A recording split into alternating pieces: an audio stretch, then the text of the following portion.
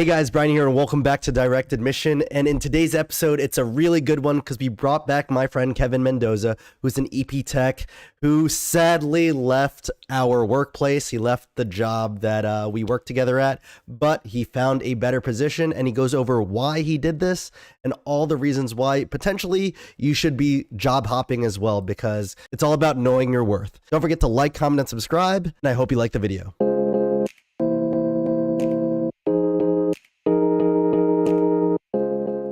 So we have my ex-coworker now, Kevin Mendoza, back. First one back here on the podcast. And we're going to go over why he left, which is a really shitty reason, but shitty reason for our workplace. Good reason for him to leave. But again, welcome back, Kev. Sad to see that you're no longer my coworker, but let's go into some stuff. Sure, man. I too am very sad that I had to leave everybody, but just looking out for myself and, my best interests and what moves are going to excel me in what I want. Yeah, and for those that don't remember, Kev is a EP lab tech now. What's the exact title now with the RCES? Registered cardiac electrophysiology specialist. There you go. So what we talked about in the last podcast was that after a certain amount of hours or a certain amount of cases, you're allowed to do a certification that makes you a specialist and should significantly increase your pay, right? Right. $30,000 increase. What it would have been had things been done correctly. But we all know how that went. And when did you pass that? October. Oh dang, it's really been 3 months. It's really been 3 months. Yeah. Wow. So the big thing was the reason why he's leaving is because after he passed the certification, the promises of the pay bump was that he would get retro pay for all the time you've had your certification until I guess they upped the pay. Right. And then from there on out, your hourly would go up. You'd see the certification pay and all that. Exactly. But none of that happened. Right. None of it happened. So I guess you could say I got tired of waiting, as most people would have been in that situation. Because, once you're expecting, like you do all this work, you do all the studying to take an exam, you pass it first time. Oh my God. Now I'm gonna get all this money. Yeah, exactly. Yeah. You're super excited. I'm gonna get all this money. And then, you submit your information, your credentials, and you do everything that you can on your part correctly and as fast as possible. Yeah, and you're doing it by the book too. You ask, what do I need to do? You ask everyone else that had a certification. I'm asking all the right people. I'm asking all the right people. I'm doing all the right things, and I do them. And things just don't happen on their end, so I don't get rewarded for the hard work. And that is such trash because now, from the aspect of my work, now we're down a really good tech. We're gonna have to find someone, which will probably take like 6 months, and then you're gonna have to train someone for another 3 months, and you don't even know if they're gonna pan out to even be like helpful, right? Like you don't know personalities like that, so it's like it's such a tough situation where all they had to do to keep you was pay you accordingly, pay you promptly, and you probably wouldn't have even like searched for the next job right away. Right.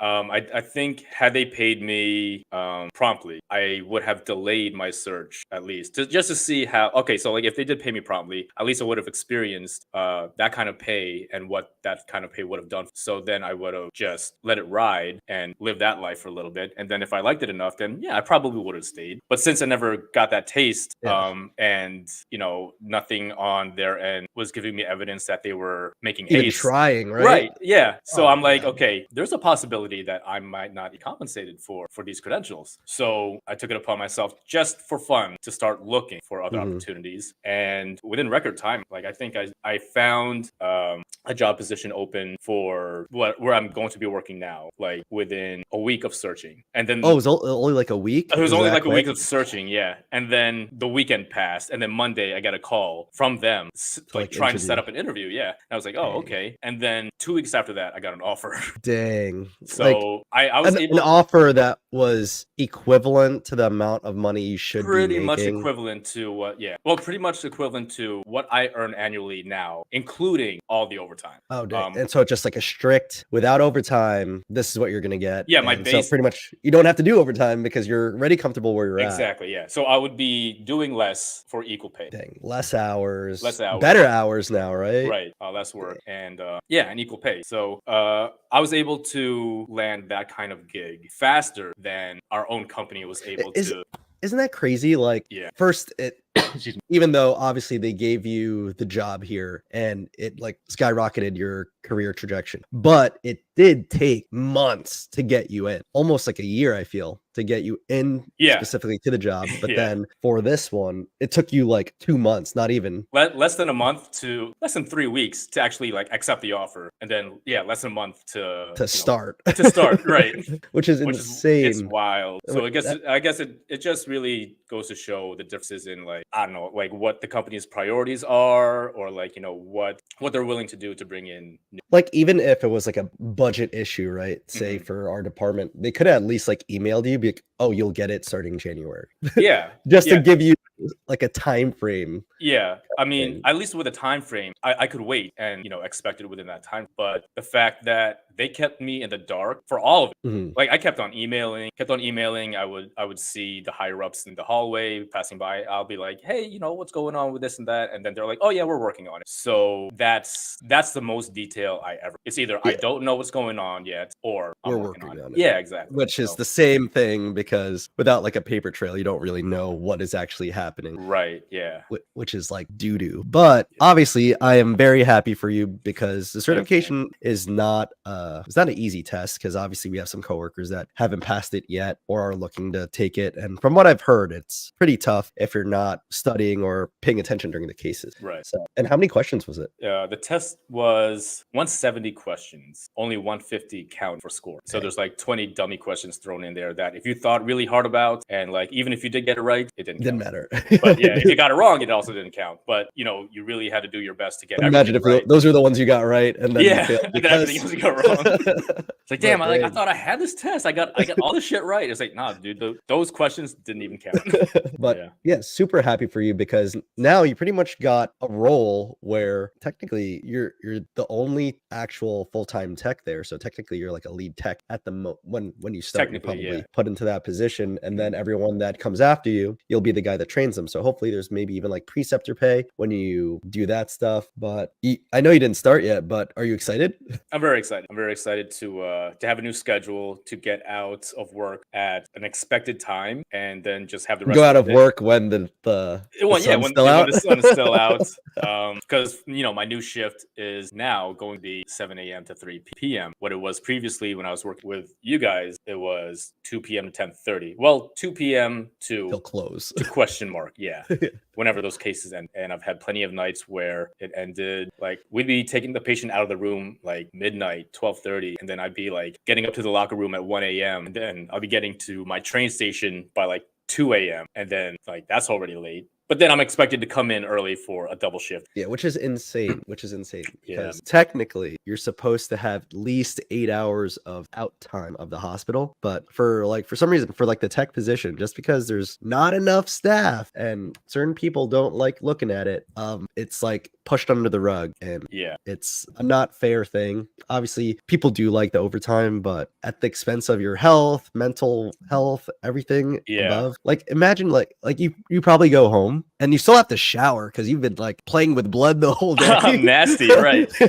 You're playing with blood the whole day, and it takes you like probably like an hour to get home almost. Yeah. Because like walking to the train station, you don't even know if your train's on time, going back to your apartment all the way in Jersey, and then walking to your apartment. So it's like an hour, still got to shower. And then most people, I'm sure you don't fall asleep right away. I can. As exhausted as I am, I can't fall asleep right away. Yeah, I need at least a few hours to wind down. Yeah, wind down time is Yeah. huge just to like ease your brain. But then Exactly. by the time you wind down, It's not you have gonna like work. 2 hours Yeah. or an hour to go to bed, and like you're just going right back to work, and then you're exhausted for another full day, which is insane. Full day meaning like Double shift, yeah. Yeah, because if I worked the previous night, I'm coming in for a double. Since my shift is at night, the shift I'm covering more, so I'm covering someone else's plus mine. And usually, even though usually the morning shift has the longer cases, so you could technically chill, but that's even harder for someone with like lack of sleep. Yeah. To like be outside, Stay awake. in the control room, be like, oh man, I'm super tired. But then once your real shift starts, that's when all like the fast cases start going, the pacemakers off, where you're on your feet. So you're even more exhausted now. Yeah, it's rough. I mean, I stuck it out for as long as I did because I didn't choice. But now with this new certification, Open so many doors. so many more options, so many more options. So And me passing that exam was life changing. No, for sure. And I feel like it opened up the eyes to all the other techs too, being like, oh dang, this is our newest tech, but he was able to pass it. He focused and passed it. And now he has a higher paying job for of course like less amount of time you're gonna have to be there, because like you said, everything for the regular shifts equals out to all the overtime you've done throughout the whole year. Exactly. And then better shifts, because obviously every other lab doesn't go as late as ours. And then it just opened up everyone's eyes to be like, oh shoot, there are a lot of other things that could be done. There's a world of employment outside of where we work. Yeah, and then since you have this full-time one, and then I know you said maybe you'll look into doing travel tech too, which you could get paid even more. Well, a lot more, yeah. So definitely in the cards. Gotta explore and do a lot more research on that, just because I don't know how contracts work. I don't know where to go. I don't know who to talk to. But the money is very intriguing, so I'm definitely gonna look into it. Yeah. And then I also saw you talk with like a lot of reps, because they obviously respect you a lot, because everyone would talk to you during cases and in the control room, and they obviously know you're smart. So they're gonna be like, you could also look into this, and that can also be another avenue for someone with your certification and your expertise to go into, which is insane that it took the newest guy to do it and to show the way to get out. Because like, even though like our workplace could be as toxic as it could be, but the people, for most part, like 90% of the people there are pretty chill to work. Oh yeah, I love the people there. The work itself is even tolerable. It's just the hours are long, and when things get stressful, people's toxic side come out, and there's only so much of that certain or don't even deserve. So it's just a matter of time before we start looking elsewhere. But also, like, piggybacking on what you previously said about like the reps respecting me, knowing that I could probably excel in other fields. The past few days, they've been approaching me. They're like, "Oh yeah, good luck in your new adventure. If you ever consider like, I'm not going to name names, but I'm not going to even name that name of the company. But one of the mapping engineers came up to me. He was like, "Oh, you ever thought of mapping?" I was like, "I think you could do it." I was like, "Oh yeah, I really could see myself. I don't doubt that I could learn what they do." But then when I took that into consideration, they also have some crazy hours.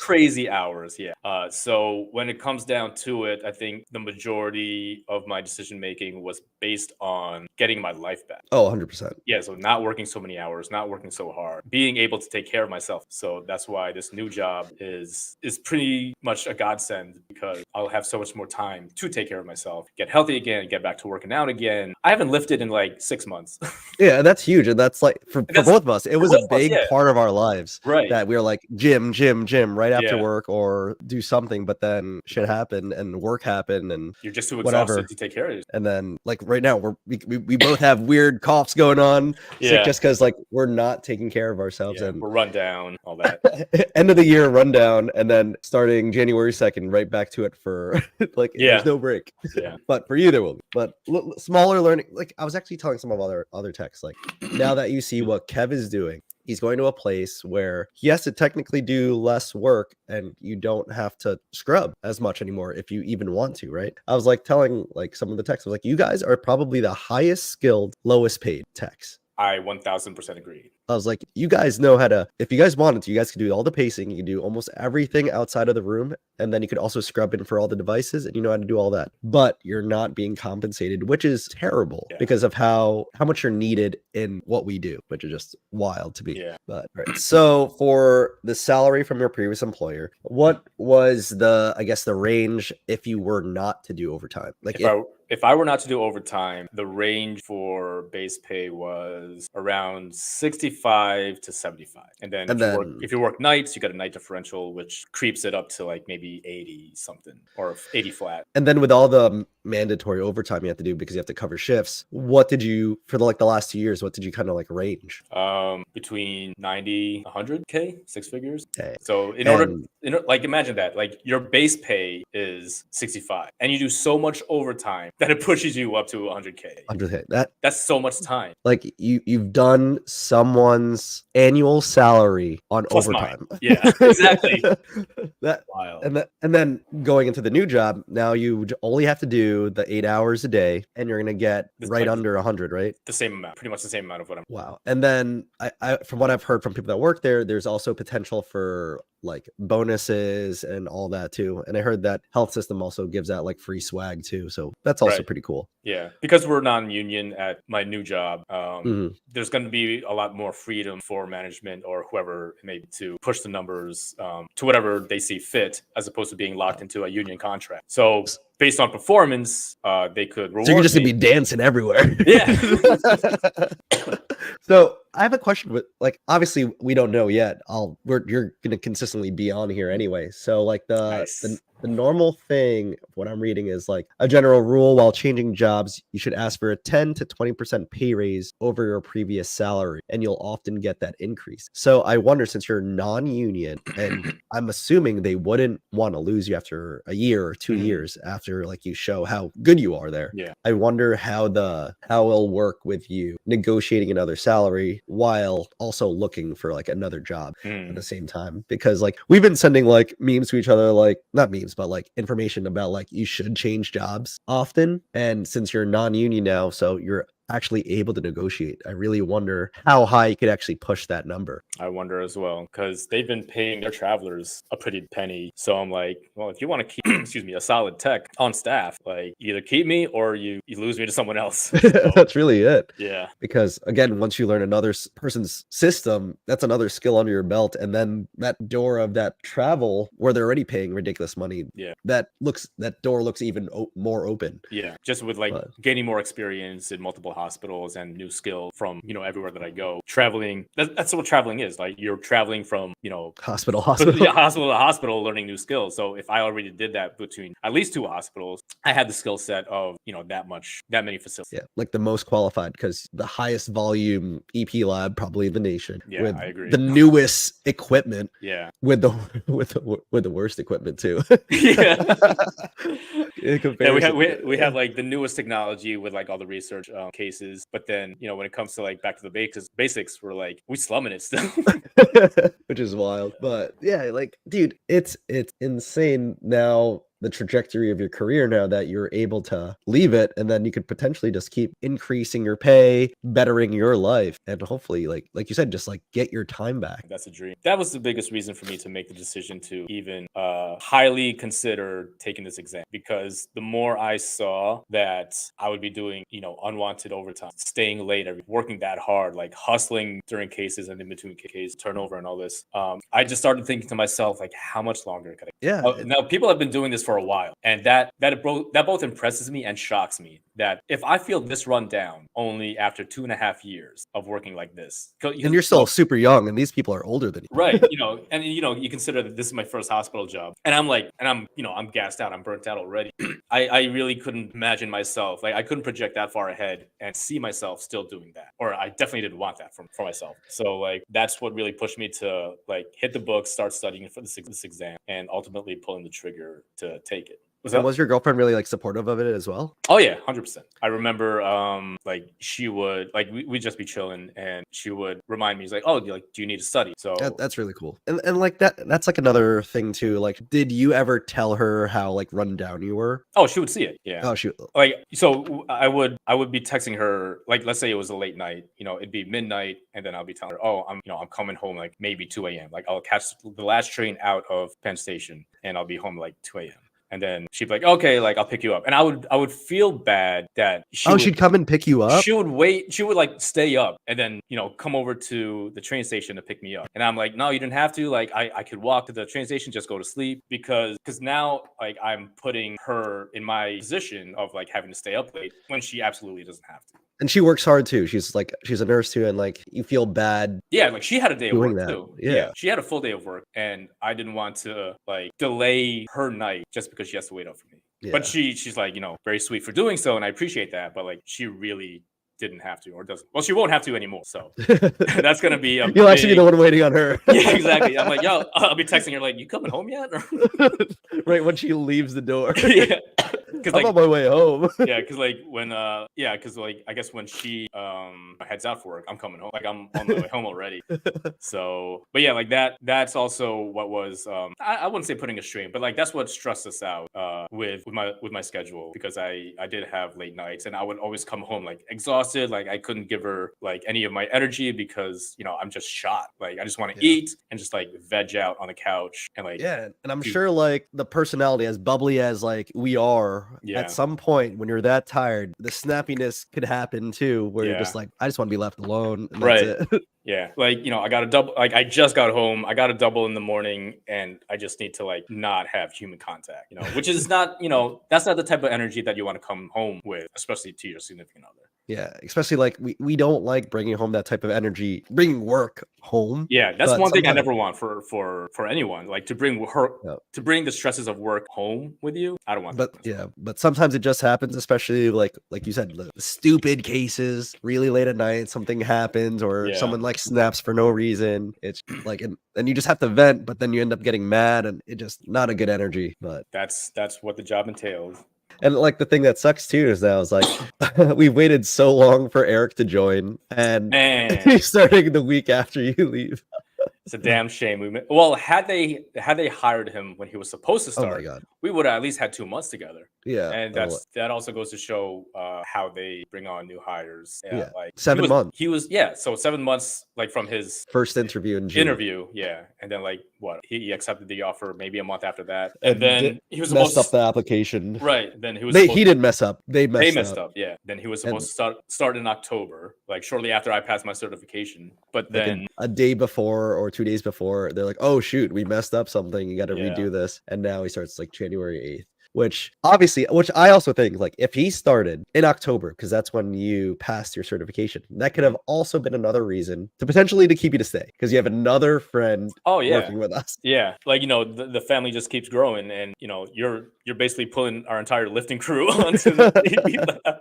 And like it just would have been easier, just like it would have been crazy fun. Yeah, a lot of just friends working together. We all just get along. We all just do the work, and then we all just go home together. That's really it. That'd be awesome. But dang, like you said, that just shows that we're just like a stepchild type place where things aren't running as smooth as they should. So let's just compare the two jobs. So what was your roles for where you previously worked? And then we'll go into your new job's roles. My roles where we worked was everything. True. So, to start the day off, I would be responsible for turning on all the machines for the cases, making sure everything's up and running. If something was wrong, we had to troubleshoot. I was responsible for gathering all the supplies for the cases, turning over the room. Which is crazy. That shouldn't be your job, but It shouldn't. Well, like the cleaning the floors. Oh yeah, I mean, well, to speed things along. Oh yeah, that's what we had to do in order to not stay past midnight. Yeah, it didn't happen all the time, but it happened a lot of the time. What else did we do? We scrubbed in all the cases in order to set up the sterile table, the sterile field. Then we would stay scrubbed in for like pacemaker implants, and we would get yelled at pretty much every day if something was too slow or something wasn't working correctly. So it was a lot. It was a lot of physicality to it, just because we don't have the most efficient setup when it comes to storage. Sure. Like if we needed something for a case, like let's say we needed a specific type of catheter that we don't normally keep within the lab, well, we'd either have to go outside of the lab, like halfway down the entire building, or our wing at least, to get whatever we needed, or we have other catheters and supplies up on the 9th floor. Where we had to like pause the case until like one of us could run up to go get it and come back. So it was a lot of calorie burning and steps during the day. Like I think on my Apple Watch, I averaged like 30,000 steps a day. Damn. Yeah, dude. My Apple Watch is crazy. How am I not ripped yet? And then for the potential for the new job, what are your roles there? My new job, I would be walking into the lab, turning on all the computers, turning all the machinery. That stuff's easy. Flip a switch, right? Then the biggest difference is I would not be in the procedure room at all, from what it sounds like. One of the per diem nurses that we work with now, who works full time over there. Mm. You know who I'm talking about. Yeah. He somehow got hold of like a sheet that listed out the duties of what I would be doing. Oh, he showed me that. He showed me that yesterday. Yeah, and it's pretty much nothing that I don't already do, except it's subtracting a big chunk of it, which is scrubbing in. So I wouldn't be scrubbing in. I don't think there's even a reason for me to need lead in my new job. I would be basically in the control room at the computers. So I wouldn't, the physicality of my new job has plummeted in comparison to what I was doing working with you. And that's awesome, because the people that don't know, when we say wear lead, it's like we work with like x-rays too, because we have to see like where leads are, or where all of our catheters are going up into the heart. And that lead, depending on where you work or depending on whatever company the hospital works with, could weigh a good amount. Like it can be freaking heavy. It can be like 10, 15 pounds at some time. And you're just wearing it on your shoulders, wearing it on your hips, and it just could just like mess up your body. I noticed when I started working there, my posture went really bad for a while, because I was like hunched over, or like my hips would feel too shifty, because like I've always leaned one side, and then the skirt of the lead was always so heavy. But again, luckily for me, I don't have to wear lead as much anymore too. You don't wear that too often these days. but I think that was one of the main reasons why I also didn't want to like be in the rooms as much anymore too. But yeah, that's a different story. When you take the number itself, 10, 15 pounds, and especially for us who are former powerlifters, 10, 15 pounds doesn't sound like much. But when you're wearing that all day, that wears you down. Yeah, like 12 to 16-hour shifts. Yeah. And I remember on more than one occasion, my girl, like I would come home after wearing lead all day, and I would be shorter than my girl. So I lost height throughout the day. I'm like, golly, just because the lead is like bearing down your spine. So I guess that's enough to for doing it for so long. It's like it's enough to make you lose a few inches. I guess it's like the similar thing to like it's the same thing as like, what is it, like the Chinese foot binding? You're doing it so long that it just automatically snaps. Like I mean, I guess it is the same concept. If you do something long enough, like your body will adapt whatever that stressor is. But yeah, that is wild. But and also like it's not comfortable, because for you, especially when you had to scrub into, you're sweating because the lead is heavy, it's thick because it has to be lead, and then you have clothes underneath. Right. So I remember like that also just brings up how much stress on your health my position, or I guess everyone in that position, like how stressful that really is, because not only are you bearing down on your spine wearing lead, exposing yourself to x-ray, and then like hustling all day, like not getting a break or whatever, and on top of that you're dehydrated all day because you're sweating so much throughout the day, because the lead is insulating, then you're wearing a sterile gown over that, so you're just sweating like crazy. I remember people that would take off their lead, and legit it looked like they dipped themselves in the pool and then just got out of the pool. It's disgusting. And like you're saying dehydrated because you're sweating, and you don't even want to drink water sometimes because you're about to jump into another 3-hour case where you can't get out. So man, that's the worst feeling. I would never want to have to pee while scrubbed into a case, because then it's just like, now I'm in the case uncomfortable. So I'd rather dehydrate myself and then finish the case and then hydrate afterward, which is not the best for anybody. That's the worst too, because it can get hot in those rooms too, because like you got the spotlights, then you're also under stress because you're handing all the tools. And they're getting yelled at. They're just like, what the hell's going on? And I gotta pee.